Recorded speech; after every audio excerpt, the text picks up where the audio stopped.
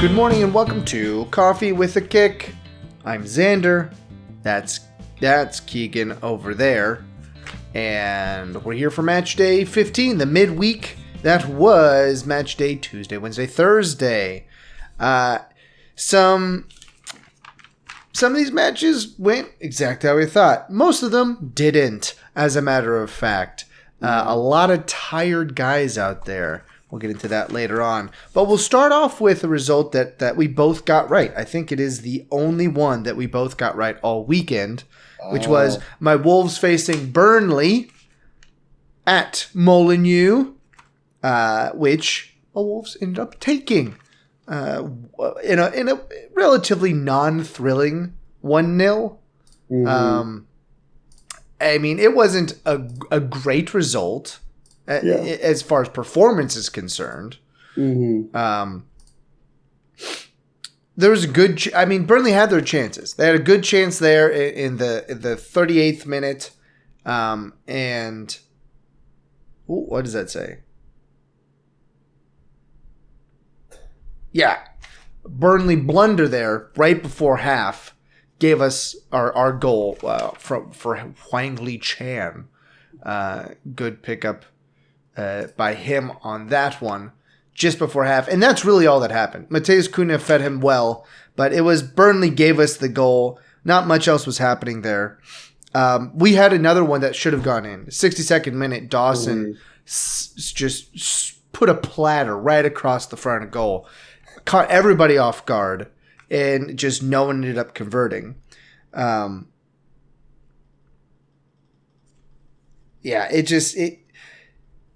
There was a moment there where we also had a chance with Sarabia getting denied a great free kick. It was a great free kick, but a better save. But I felt Burnley went back to being Burnley. They possessed, but they never really had a good chance at anything.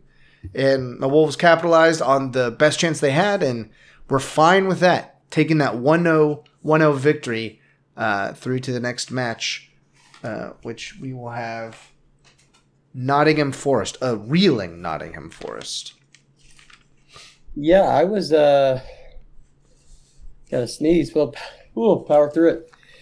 There it is. Almost. Yeah, I was pretty. I was shocked with how much Wolves had possession.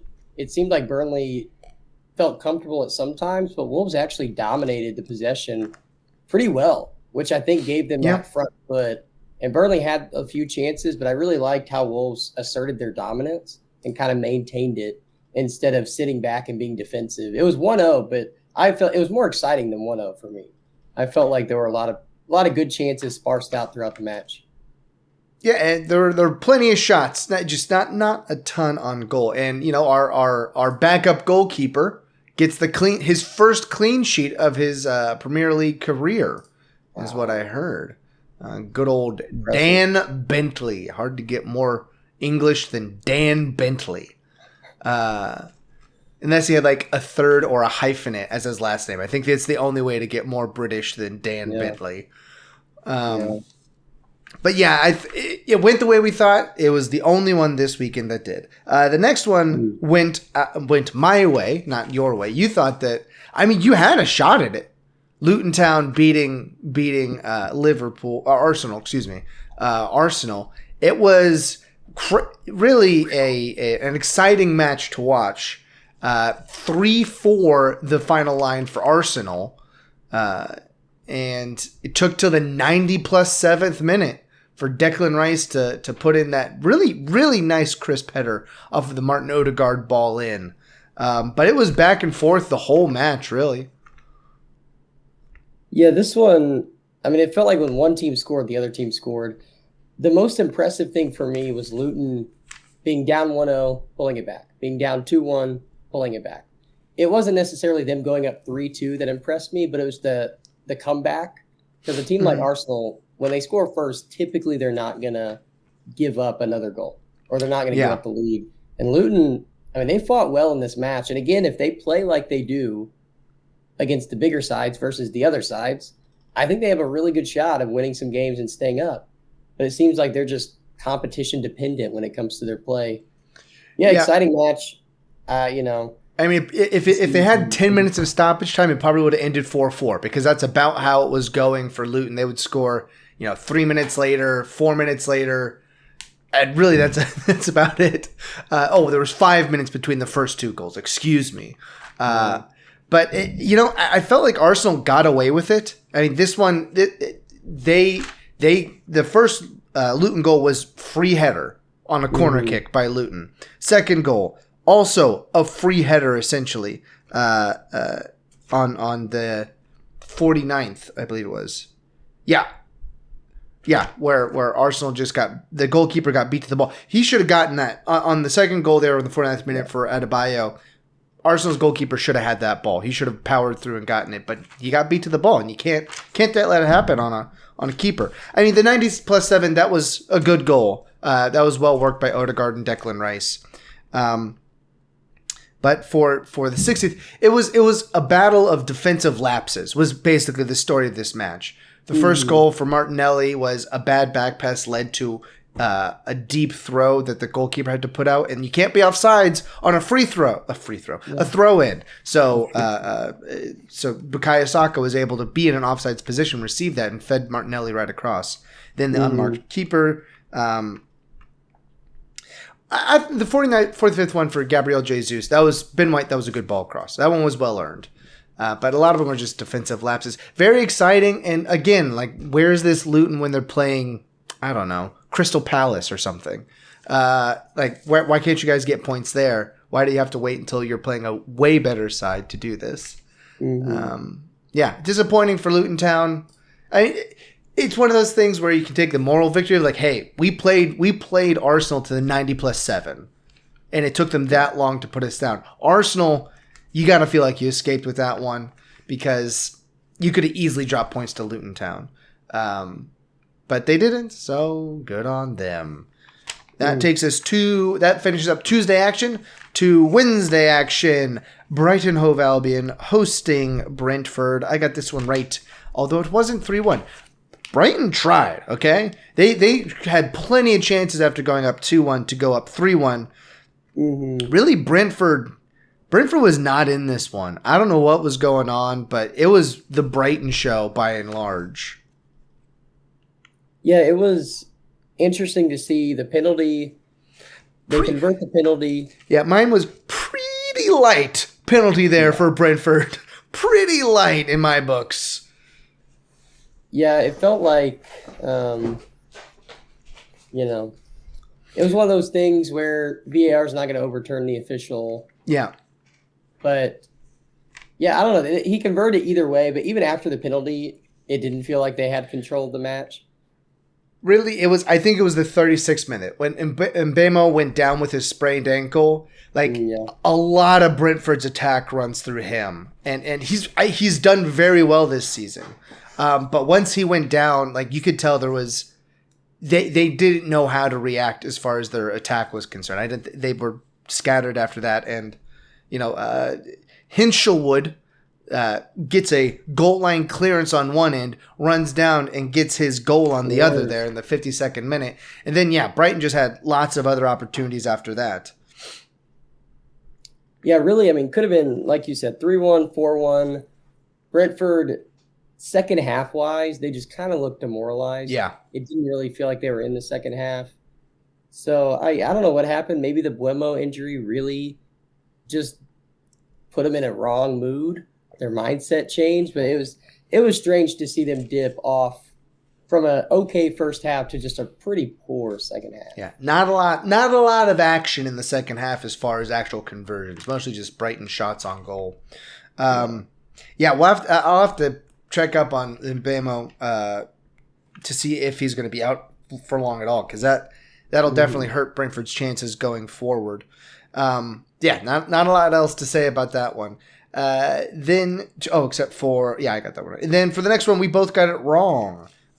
Bournemouth pulls out the 2-0 victory over Crystal Palace. Speaking of not showing up, Crystal Palace, what are you guys doing? Yeah, they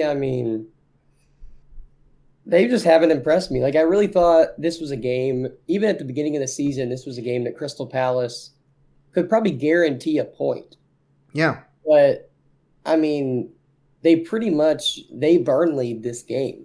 They just like had a good bit of possession, did not really do much with it, and Bournemouth took advantage, and Crystal Palace didn't. Yeah, it's. I mean, the first goal there by Bournemouth was a nice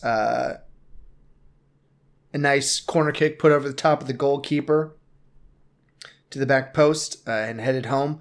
The second one was quite a sloppy bit of defense by Crystal Palace. I mean, they were still in the match up until the very end, but 90 plus 1, you give away that goal and your goalkeeper doesn't attack the ball like you should. I mean, they just looked like they were already defeated at that point, and Bournemouth got themselves. I mean, another huge 3 points for Bournemouth, just as far as the standings on the table is concerned. They were definitely down there in relegation territory, definitely concerning relegation territory for a while, but they're now 7 points clear of 18th. So I mean it's huge for them. But yeah, this one also not the best match. Now to this one, we both had this one right, 5-0 Fulham over Nottingham Forest. I mean, I had it as 3-2. No, you had it as 3-2 at least. I had it as 1-1. But Fulham again, they're on one right now. As far as goal scoring goes. In this game, I mean, they looked like 2018, 2019 Man City. I mean, they just dominated possession. They dominated anytime they lost the ball. They looked like they wanted it back. And I mean, 6 shots on target, converting 5 of them. That's ridiculous. I mean, Alex Iwobi was everywhere on the attack in this one. He was very successful across a lot of it. The Raul Jimenez back heel was just so salty. His little back heel goal there. Yeah, and Nottingham Forest they didn't do anything. I felt like for most of the match. Let me see. Really that one shot on goal the whole match. Only 4 shots in total. Is just truly utter domination. Yeah, it felt like a cup game. Like I felt like I was watching the second round of the FA Cup, and Fulham was playing like a third-tier team. Yeah, it did not feel like a good, decent Nottingham Forest side that we've seen earlier in the season. They did not show up, and Fulham, like you said, they found some sort of winning formula because they went from relegation to now 12th in a matter of a week. And definitely feeling good right now. I mean, they've got this West Ham match will be pretty big for them on the weekend. How do we have that one shaken out? Let's see. I got 3-3 and you got 2-1. But we both got this one wrong. No, I got it right. I got it. Yes, you got it right because you did have Fulham winning. Sorry, I wrote them backwards on my sheet, but then I marked who got what right correctly. So it's just nice and confusing for me. But yeah, well, 5-0 looks good for them. Then to Bramall Lane, Sheffield United and Liverpool. Liverpool took care of business. 2-0 over Sheffield United. Sheffield United had 1 shot on goal. What else? Liverpool had 8. You know, it looked like it was Liverpool versus Sheffield United, to be honest. Yeah, this was an awkward one. I mean, it seemed like once Van Dijk scored in the 37th, it seemed like Sheffield United's game plan was damage control. We don't do anything else. We don't want to lose 5-0. And it seemed like they almost parked the bus to make sure they lost 1-0. I didn't feel like they did anything else the rest of the game. Well, you know, they had a shot there in the 12th minute. They had a great breakaway that they truly just squandered. Yeah. And then I don't know if you saw this, but on the Virgil van Dijk goal, it was Alexander-Arnold corner kick. He pulled down his trousers and was rocking a plumber's crack for the free kick. I don't know what it was, but whatever it was, it worked. And Van Dijk maybe got away with a little bit of a shove, so he was unmarked there in the middle. But it was still not an easy conversion for him. I mean, especially as a defender. But it was well taken by him. And then Darwin Nunez, they should have had a goal in the 86th minute, but he messed that one up royally. Luckily, he made up for it in the 90+4 with a really nice ball through to the Schloberschlei. Schlauberschlei. I thought Yeah, I that mean, if you want to I count thought he on, fouled that guy though before he oh, played it 100%. across. I'm pretty sure he fouled that guy. Yeah, if you can count on one thing, it's Darwin Nunez messing up perfect opportunities. Yeah. But yeah, no, the 90 plus 4, I thought it was going to get called back. And I thought VAR was going to look at it. Yeah. And it didn't seem like they cared about that he fouled him. It didn't seem like Yeah, it was like it was let's just do this already game the over game was with. already over. They were going to win. But yeah, that was fully a slide tackle from behind. It looked like an attacker trying to defend is what it looked like. Yep. It was not great. Just like Sheffield United. Boom, roasted. And then this one here. Aston Villa hosted Man City.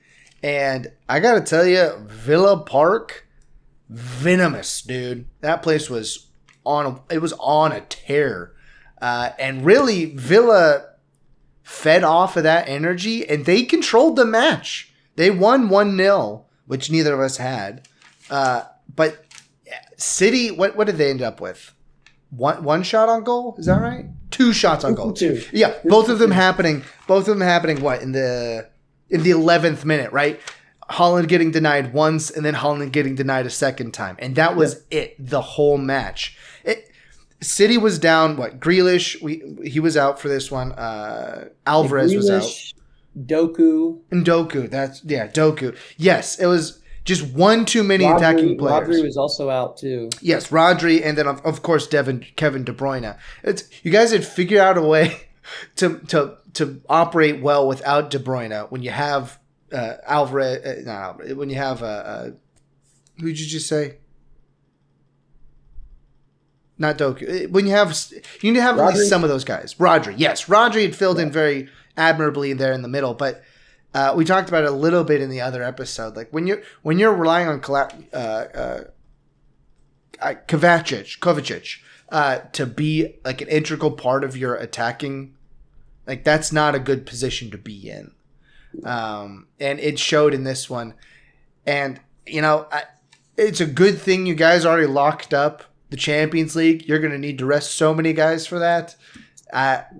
Luckily, it's also Red Star. So Red Star Belgrade. So that's nice. And we'll see. And then you've got Luton at the weekend. So a great next 2 matches to kind of hit the brakes a little bit. Or if you're into a skid because we're getting into winter time, take a moment, wait for your tires to regain traction, and then straighten yourself out slowly. Turn into the skid, City. Turn into the skid.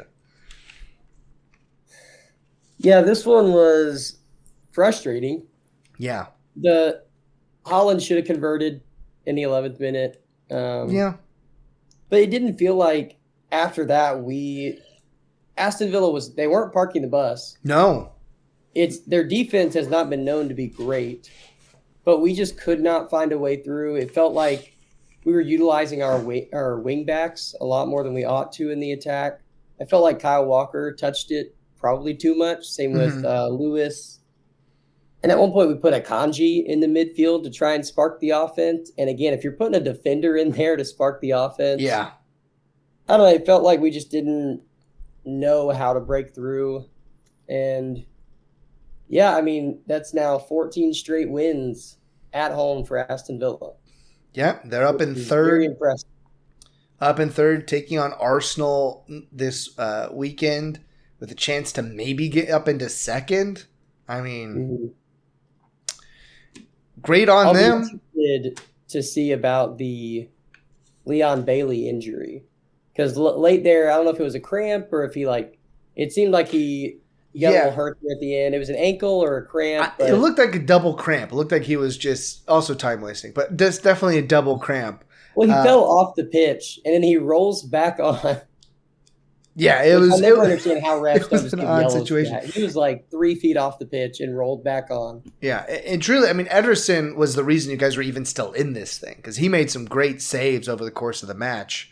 Otherwise, it could have been 2 or 3 Aston Villa. And the goal was just unfortunate. It was. It really was. And then deflects off of, I think, Diaz's. Yeah, it was Ruben Diaz. I mean, just deflects off his leg. And, yeah, I thought Ederson had the original shot covered, but the deflection was just too much. Yeah, it was. they deserved to win, Aston Villa, but their goal was still lucky. Which is a weird combination. Like, I mean, really, you had to beat us on that? You couldn't have done something cooler than a weird deflection? Yeah. It was tough. I mean, a 0-0 draw would have been, in that environment, with the amount of players that you have out with injury right now, it would have been an acceptable thing going in there. But it wasn't to be so. And down to Manchester United and Chelsea at Old Trafford. Ten Hag, it gives himself a little bit more slack. 2-1 victory for Manchester United, with 2 goals by Scott McTominay, and then one by Man City alum Cole Palmer. Yeah, I've said it once. I'll say it again. You're not a very good team if you're relying on Scott McTominay to win you matches. But somehow he has delivered in like 5 matches this year. But honestly, this game, I felt like Man U definitely didn't dominate possession, but I felt like they dominated chances. Shots. I mean, you can see that 28 shots, 9 on target. But even not looking at their stats, I would have probably guessed more. It felt like they were shooting the ball every 2 or 3 minutes. Some of them wildly, but it's definitely they were definitely peppering the goal mouth. With a good deal of stuff, and they looked like the better side in this one. Like Chelsea, they had like a little bit of a come up in the past couple weeks, but they've dipped back down to where they were. They didn't come out in the second half with a ton of fire, and I think that's what hurt them. Yeah, like you equalized before break. You're probably wanting to like have some fire, but wasn't there for them.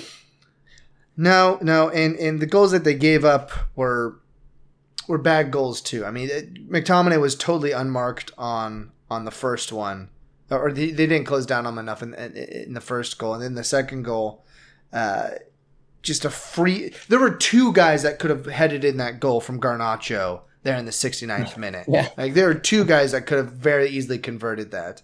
And then Garnacho did waste a 1v1 there in the 74th minute, just because Man U was all over Chelsea's attacking third.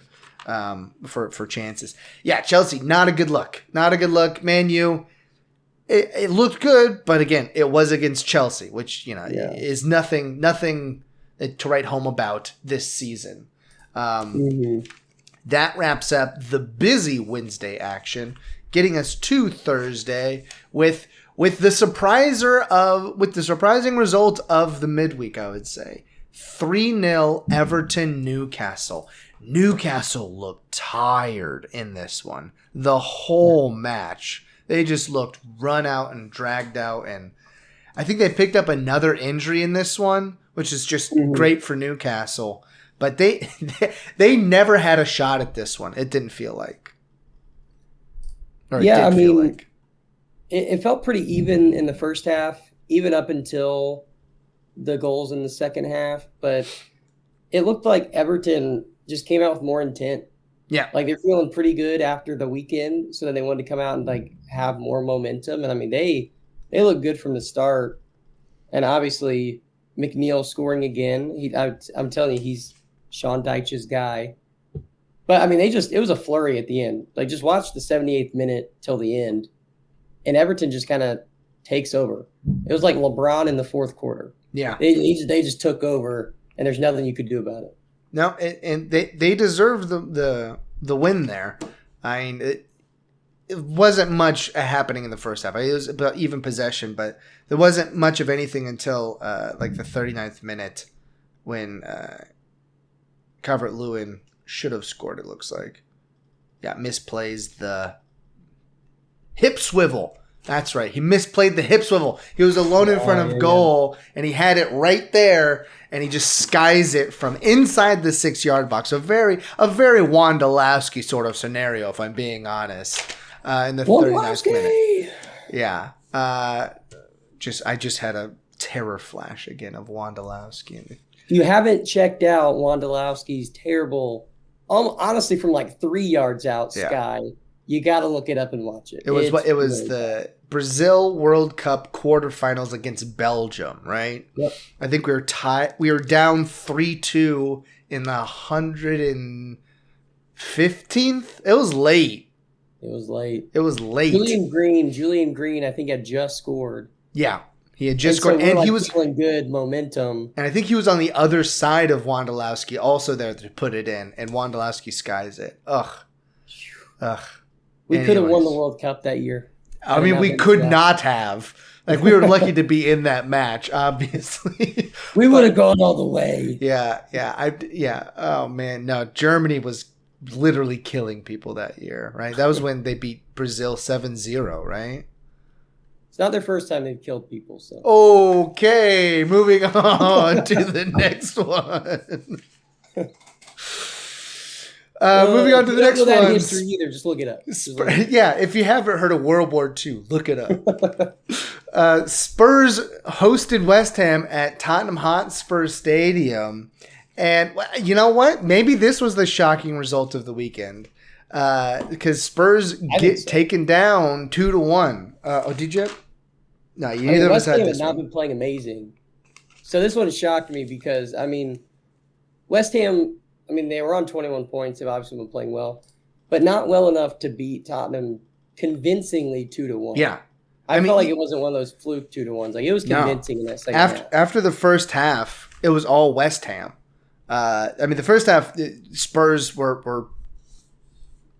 had pretty good control of the match. They were up 1-0 at the end of the half. You're like, okay, Tottenham can keep this match under control. But West Ham comes out with a vengeance in the second half. I don't know what that team talk was like. Well, it was another game. Like I said, West Ham loves it when they don't have any possession and they can just play the counterattacking game. Tottenham, I think it was 76% possession. And West Ham's like, that is great. We'll do it, and we will just take the counterattacks.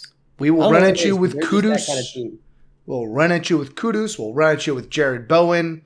And really, this could have. There was a 5-minute span that this match really did change. Because 70th minute, Richarlison had an open header at the backside of the goal, unmarked.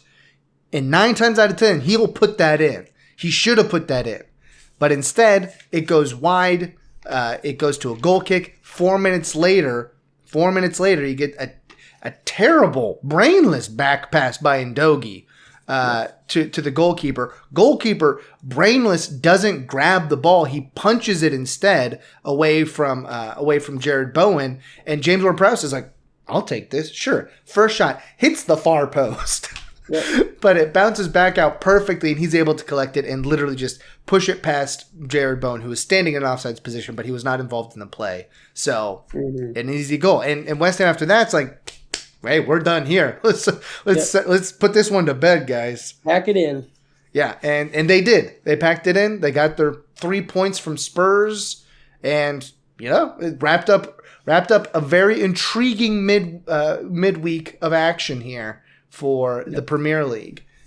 Leaving, we've got Arsenal up top now, 36 points after taking a full 3 from their match against Luton. Liverpool and Aston Villa and City wrap up the top 4 with City on 30 points. Boy, they've had a tough go of things the past couple weeks. Luton Town. Cross your fingers you don't get the Luton Town that showed up against Arsenal.